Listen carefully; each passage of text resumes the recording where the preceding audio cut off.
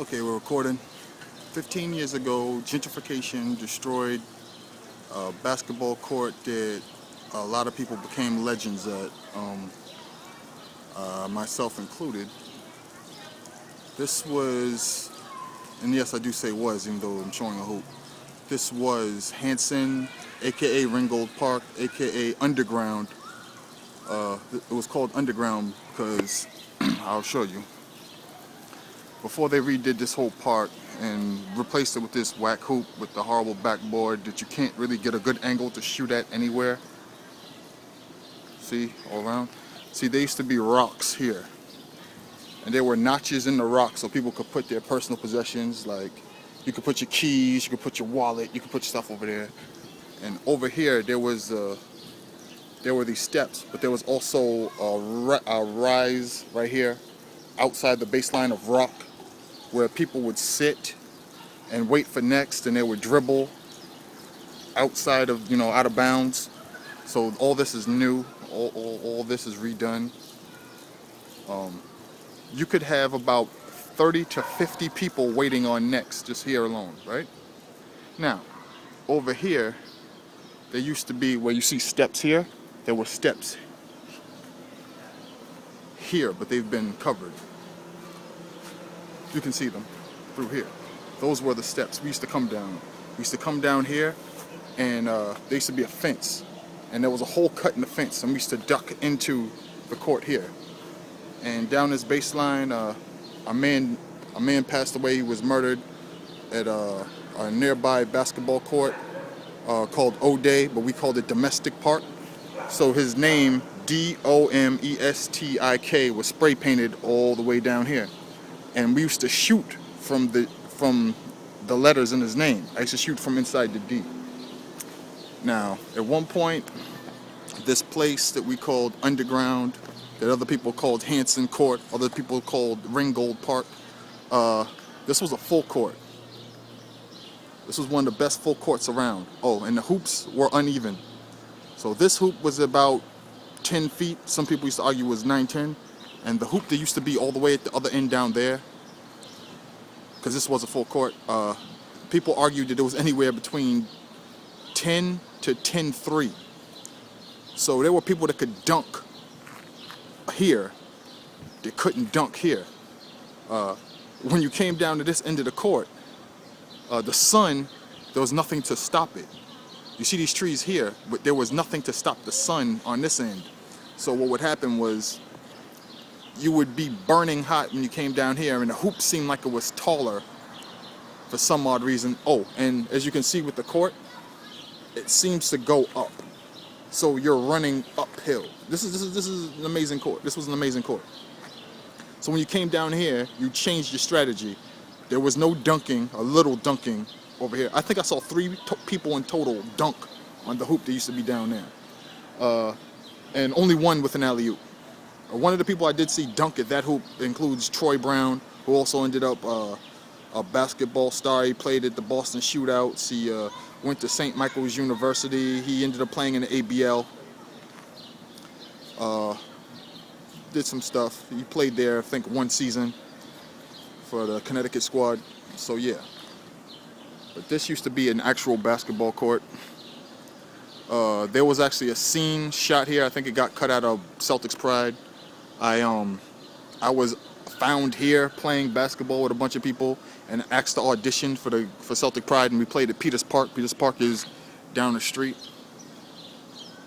So what happened was, around 1996, the community, and I use that word lightly, started complaining that people of a certain element were coming down to this court and causing ruckuses and riots and being loud. And okay, another reason I haven't discussed why we called this Underground is because, as you can see, the street's up here and people walk by.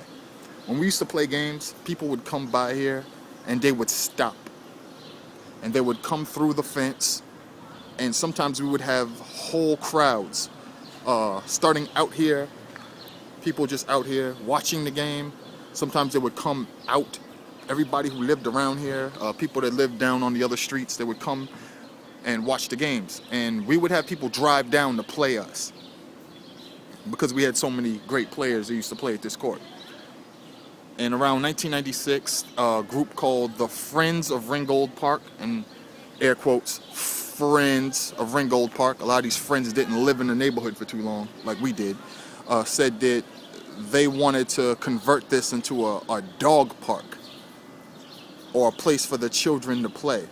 Now, mind you, the children who lived in this neighborhood already played here. At one time, you see this wall right here? There was a big fake poster covering up those windows that came all the way down. I think it was like damn near 15, 20 feet. And it was Damon Wayans' face as a player for the Utah Jazz. And nobody remembers any of that. About 3 commercials were filmed here too. So people used to come around, they used to watch, used to have to climb down here. So we used to call it underground because you had to come down to play. Now, I spent the whole summer, the summer of 95 and 96, we played, never lost a game. Never lost one game. Summer 95, actually.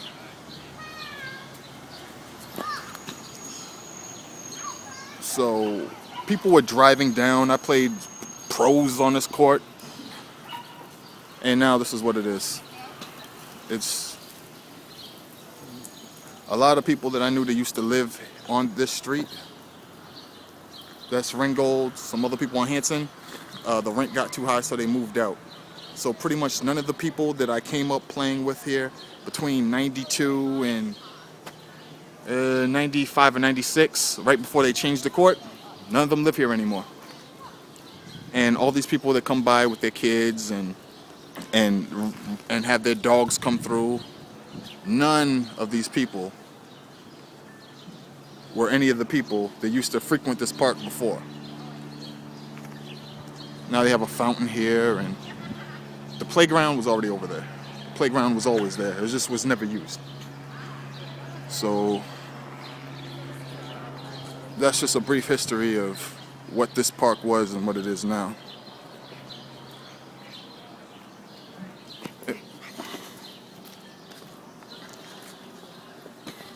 And how gentrification just changes things completely around. So now I'm leaving Hanson and I'm going to a court called Peters Park.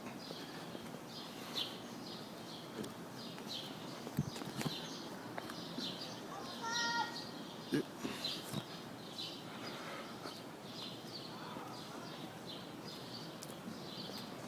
Peters Park is where we used to play our BNBL games. That's the Boston Neighborhood Basketball League. So it was like you had the referees, the official scorers, and everything down there. Back in the days, this is the 90s, early to mid 90s, what would happen was kids would play at Peters Park. And when they got better, they would come down here and play at Hanson. There's a street sign right there that says Hanson. Probably can't see it. It says Chalmette Ave, Hanson Street. So if you weren't good enough to hang over there, you got your ass kicked off the court, and you would have to run because there'd already be people waiting to play here. Hey, get out of here with that bullshit. Take your ass to Peters Park. That was the common saying. So you would be kicked out of the court, and you would be escorted out by somebody. By escorted, I mean somebody would like throw shit at you or kick you in the ass until you got up, you took your ball and your shit, and you left and came down here. Sidewalk Cafe. Yeah. Of course, as I talk about how this spot used to be between 20 and 15 years ago, this is not exactly how it looked or felt back in the days when I used to run around here. I mean, that's obvious.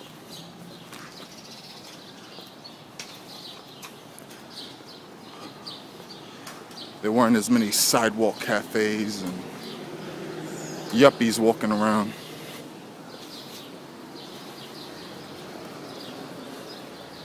Also, I'd just like to point out that it's really weird that in this day and age, we're trying to push children to go outside and play. and it's so safe and sanitized where they can play, where it's hard to get them outside to play. When we were when we were younger, we would run outside and play, and it wasn't safe at all. Now you have to try to get them off their handheld devices. I mean, we had Nintendos, we had Game Boys, we had Genesises. Turn them damn things off and we went outside. See, all the kids that at Peters Park, see, completely different world. And I haven't been walking that long. ALA did that on the wall for the court. You can see the complete difference of people that are here versus the people that are at the other court, which is less than 5 minutes away. See?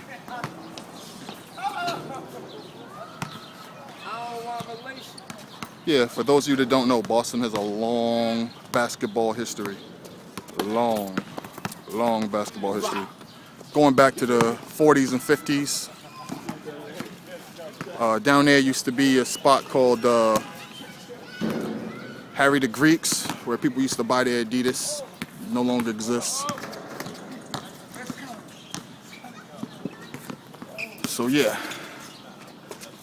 basketball is still alive, and no gentrification cannot stop it from happening. So yeah.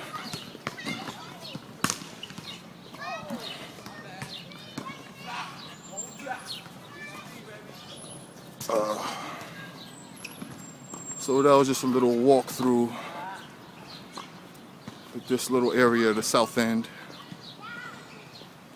The other court that I could take you to is the spot we used to call Domestic Park, aka O'Day Playground 1.